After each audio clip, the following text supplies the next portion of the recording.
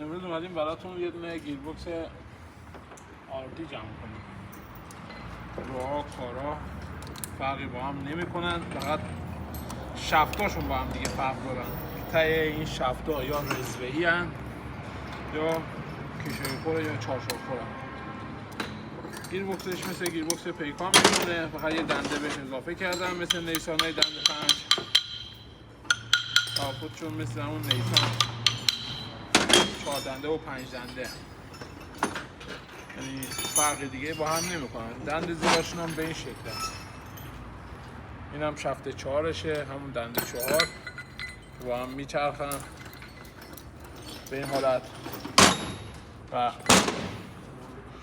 ما حالا شفتایی که خراب میشه معمولا رو برمی‌داریم بولبرینگی میکنیم. حالا نمیشه بگید کار درستیه، ولی چون هم شفتم گیرم نمیاد مجبوریم این کارا رو بکنیم. بعد موقع اینا رو تراش میدیم، بولبرینگیشون میکنیم. از اون حالتی که اینجا داخل این هم تراش میدیم و بولبرینگ 6003 براش میندازیم.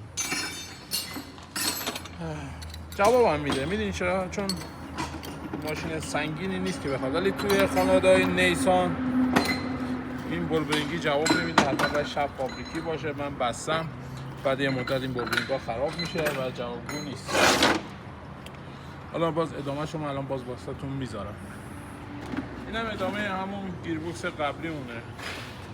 اینجا رو گفتم بولبرینگی میکنیم. حالا 2 تا یا 3 تا بولبرینگ میخوره، شفت 4 قرار میدیم، شفت آزاد میکنیم، برعکسش میکنیم، الباقی دنده ها رو روش سوار میکنیم. یکی از نکاتی که توی خانواده نیسان زیر اینجا رولبرینگ قرار میگیره، ولی این مال این پیکان و آردی و اینا گوشای برنجی قرار میگیره. فاصله برنجی ها هم باید حواستون باشه، چک کنید.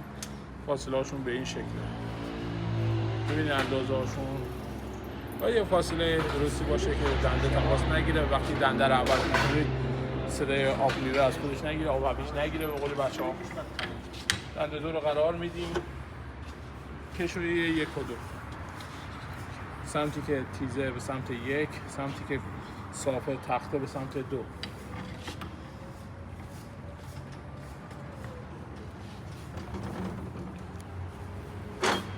همین بیا نگرد.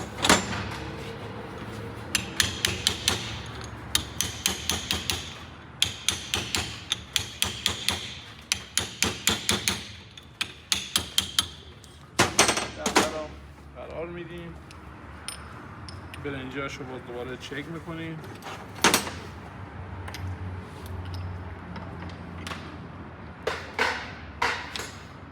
اینم دنده 1، گوش دنده 1. حالا اینو ما برای انتقامی میذاریم چون باید اینو در بیاریم. این دنده 2 خلاص، دنده 1 خلاص، دنده 3. دنده 4 نمیشه قرار بذاریم چون پارموشکیاش در میره، بعد پارمون به هم. حالا بذاریم